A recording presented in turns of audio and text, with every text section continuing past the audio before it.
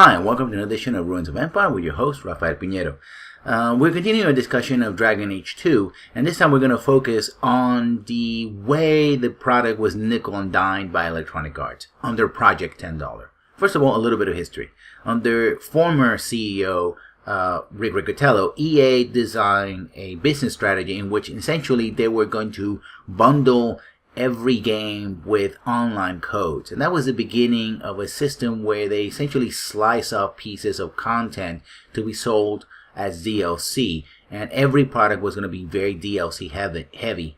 And also have these online codes that were designed to discourage players from buying used games. The idea was that if they bought the game new, the game on the box would include an online code for which they could unlock certain type of content, multiplayer content, extra characters, etc. But if you bought the game used, you would have to play the game without it or pay extra for that content. And that was, by the way, supposed to be core content. So again, encouraging players to buy the game new at full price as opposed to buying it at a discount, $5, $10, $15, $20, whatever the discount they could get from used games at places like GameStop.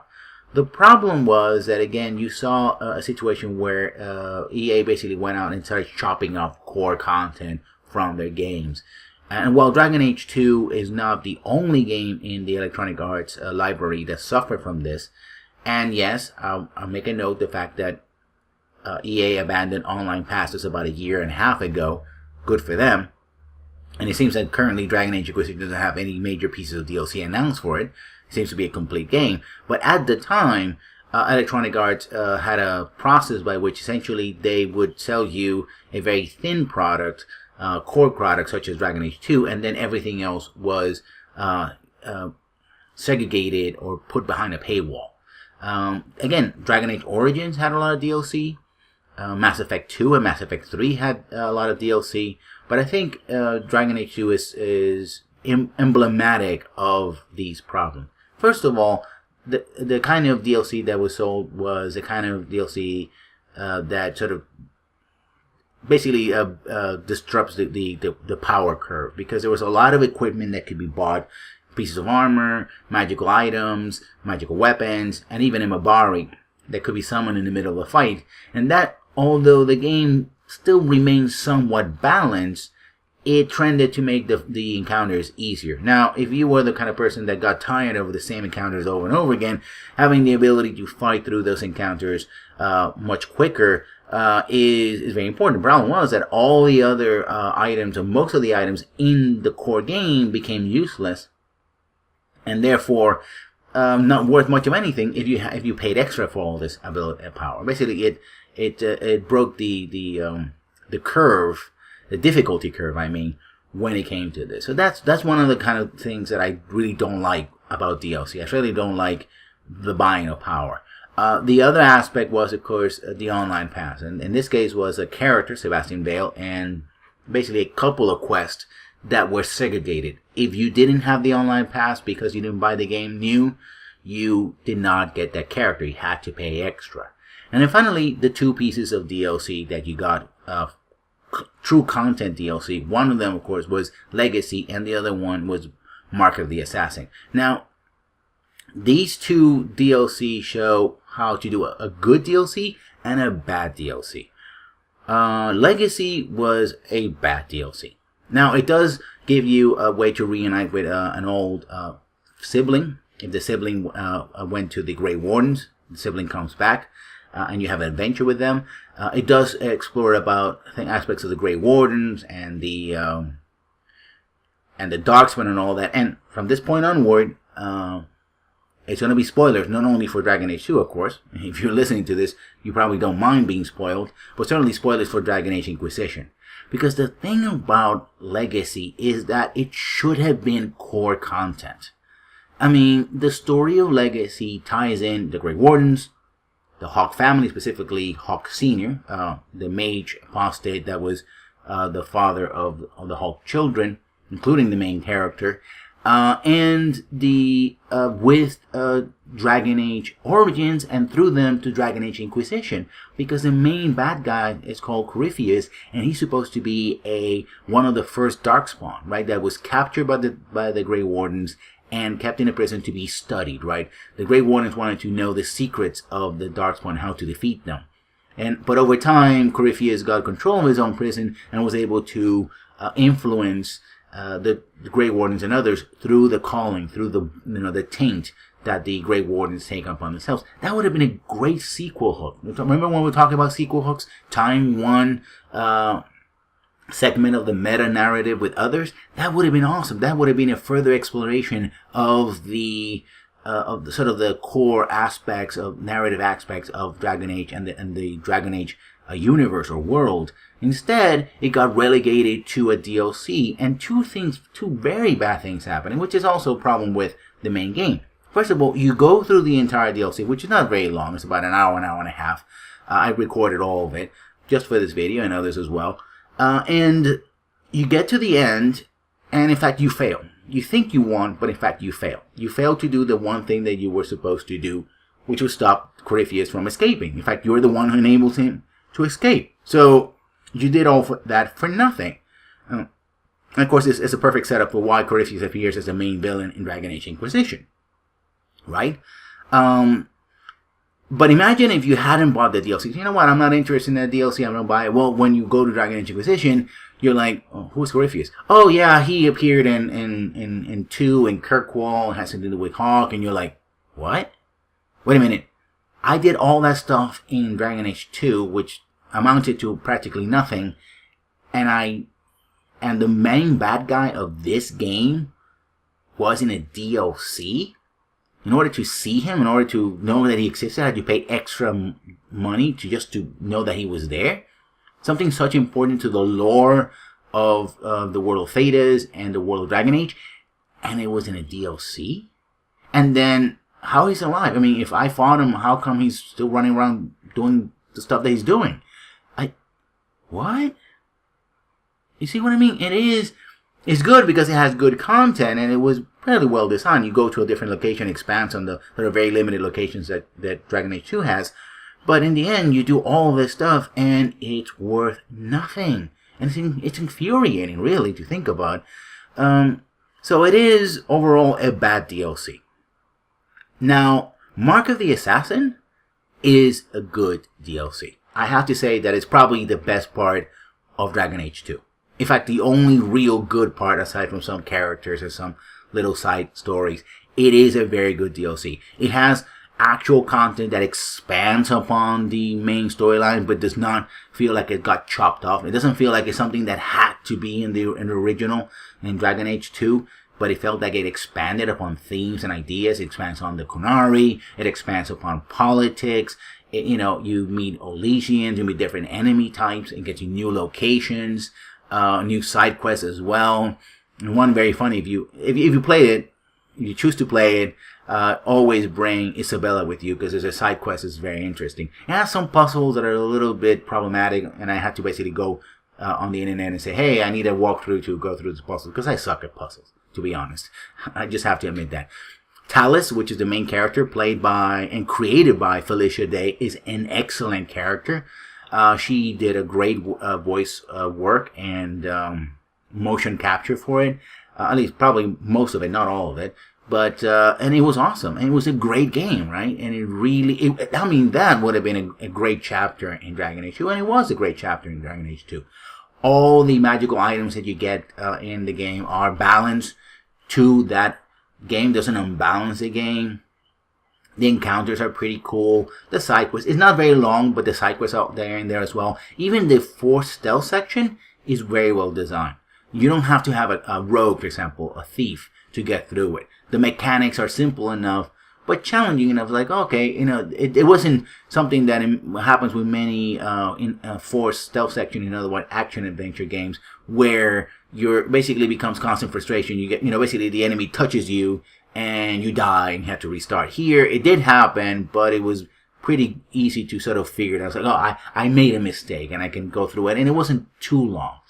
It may have been used to pad the runtime a little bit, but not so much that it felt like it ruined the DLC. So it is in fact an excellent DLC. And that's what I'm going to talk about DLC, what makes a good DLC. Now, I'm pretty hardcore on DLC.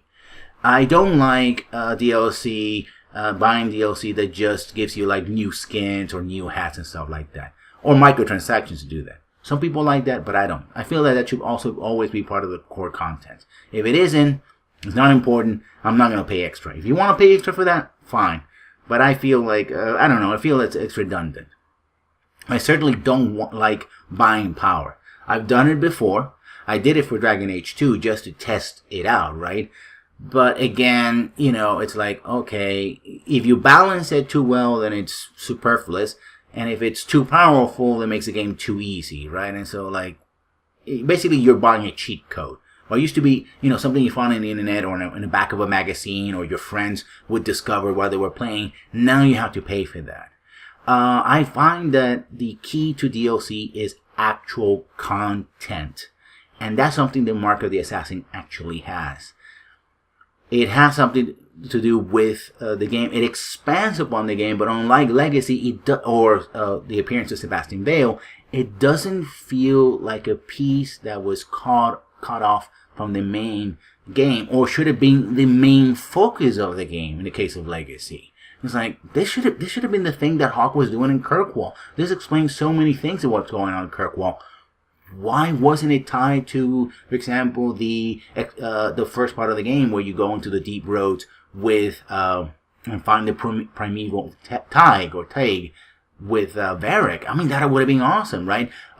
It would also tied with things like presence of Anders in Kirkwall and in the interest of the Grey Wardens, and Hawke fleeing and to Kirkwall and sort of finding his way, especially Mage Hawke, finding a connection with his father, his dead father. That would have been awesome if it had been done this way. But I get the feeling that this was something that,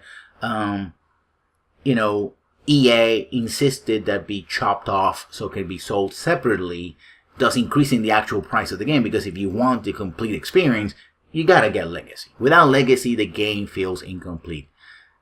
Although one would argue, and I would argue, that because of how many things are wrong with Dragon Age 2, you might just avoid the whole thing. But if you're going to commit to the game, you have to commit to extra. That means you have to pay $5 to $10 extra on top of whatever is out there. And also, I don't like the idea, although again, to be honest, many companies who had online passes have done away from the online pass, but still putting key characters like Sebastian Bale or Javik in Mass Effect 3 or Saeed Masani behind a paywall, essentially, it's problematic in two ways. First of all, it feels like it's core content, but it really can't be core content, especially when it comes to gameplay. The game designers have to design the game in such a way that the game works, the quest can be completed, you get rewards, etc., without having to ever meet this character. So when the character actually shows up, if you actually decide to pay money for it, or when, in the case of Electronic Arts, when they decided to do away with the online pass and allow you to download all that content, when you actually play it, no matter how fascinating the character is, it really feels superfluous, right? And it's still being done, by the way. Now, of course, they're not doing online passes, but many companies are doing day one DLC, right?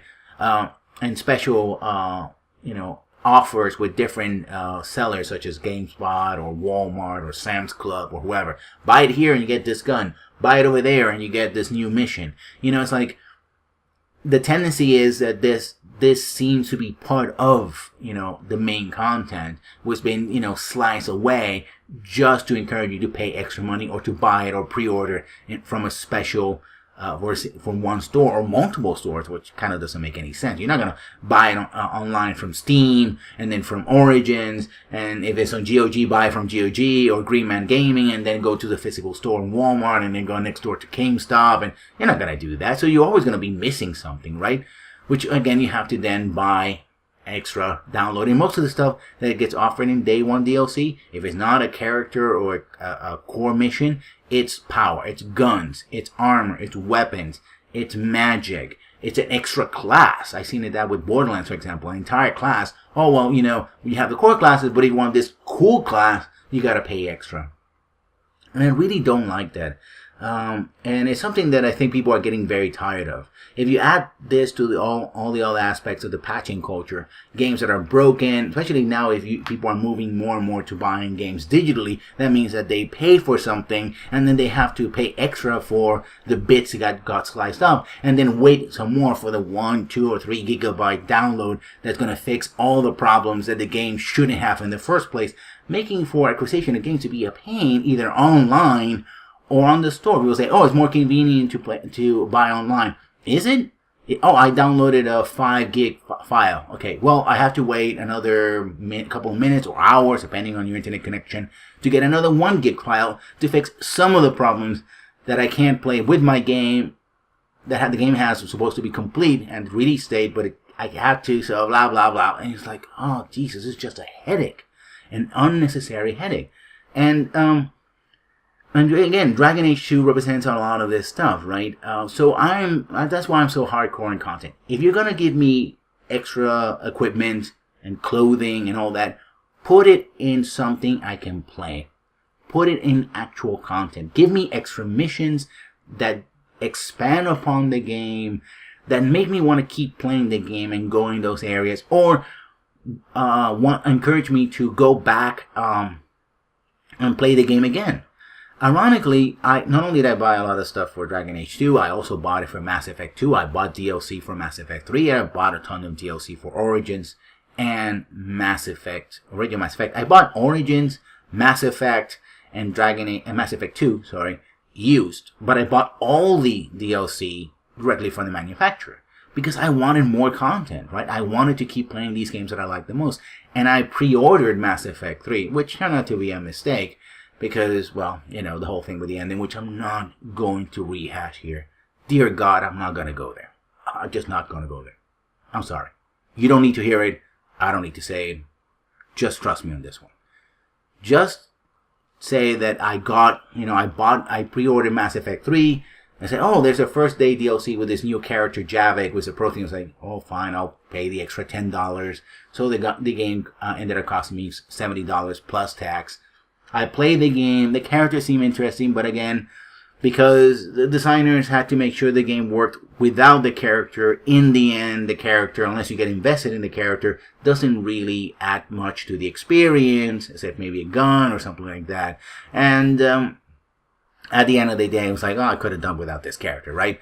The other thing also is that when you play Mass Effect 3, a lot of the DLC stuff, the armor and weapons that, were so OP in Mass Effect 2 also then got, neutralized because, of course, there was new equipment that you got in pre-order packages. There was new equipment in-game that made the other one obsolete and kind of useless, right? So it's like, oh, and for example, in Mass Effect 2, there were areas of the Normandy where you couldn't go because, you didn't have the character. Now in Mass Effect 3, you could go to those areas and spend all the time you wanted there, and the characters weren't even there because there were new roster of characters. So it's like, okay, fine. And it's that kind of situation, right? Give me stuff that will, it's basically the rule of the old expansion pack, the good expansion packs from Wing Commander and for X-Wing and TIE Fighter. Especially X-Wing had excellent expansion packs. Give me a solid core content that's worth the money I'm paying you, $50 to $60, whatever the amount of money is, and then give me, good content that expands upon that. Even if I buy the game used, if I like the core game and you're giving me cool expansions, I'm going to buy them. And it's more likely that you're going to sell me on buying the next game down the line, new from you, because I don't want to wait a couple of months for $5 or $10 discount, or 6 months for 50% discount, or a whole year, or a Game of the Year edition with all the DLC. I want to buy it now. I want to play it now. And that is crucial, right, to the experience. So those are the lessons. The important part of DLC is the content. Give content that expands, doesn't break the difficulty curve. You're not buying power. You're not simply buying, things that are just cosmetic that doesn't do anything. And if you're going to have things like power, more new weapons and new clothing and new hats and all that, put them in something that has actual content. Be part of the treasure and the stuff that you get in-game, right? As opposed to, something extra. Just make sure that it is worth the price. Well, that's all for now. I hope you enjoyed this video, and I'll see you when I see you. Good night. Not every Kunari is a soldier, you know. There are tens of thousands of farmers, artisans, craftsmen, people who have never hurt anyone, people whose only crime is living. They don't deserve what he's going to do to them. But it's more than my duty to stop Salit. It is my moral obligation. You mentioned the Heart of the Many before, but you said it was the name of the jewel. It's also what Ben Hasrith means. Some people say we're enforcers, that keep the Kunari in line, but that's not it. It's hard to explain. Try. We're the soul of the Kun. We keep its spirit alive and protect it, from both outside and from within. Not every Kunari agrees, nor do they always do what is best for all. The Ben Hasrith remind us of our common goal. You make them seem almost peaceful. It's not always meant to end in violence. There are other paths. They do not all need to lead to the same destination.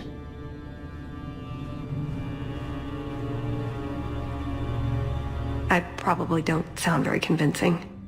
The way you're talking, it sounds like you're one of these Ben Hasrith. I am. Or I was. Whether I ever am again, I guess that remains to be seen. Is that why you're here? To redeem yourself? Not to them. Doubt is the path one walks to reach faith. To leave the path is to embrace blindness and abandon hope. Another Kunari proverb? She who swallows wisdom in tiny chunks avoids choking. I suppose the good news is with all this extra time I can learn to knit. Could you make me a sweater? No. The first order of business is getting out of here before His Grace decides we would taste good in the soup. Or whatever he has planned. Any ideas? Oh, I'm sure the others will be along any minute now. Oh, I give up. We've been through every inch of this place twice, and there's no sign of them. Or we've been through the same 20 feet of this place about a dozen times. It's hard to tell, Raveni. We should have gone treasure hunting in Wildervale instead. You're still upset that you couldn't swipe a drink from the party, aren't you? That's it. I'm officially tired of waiting to be rescued.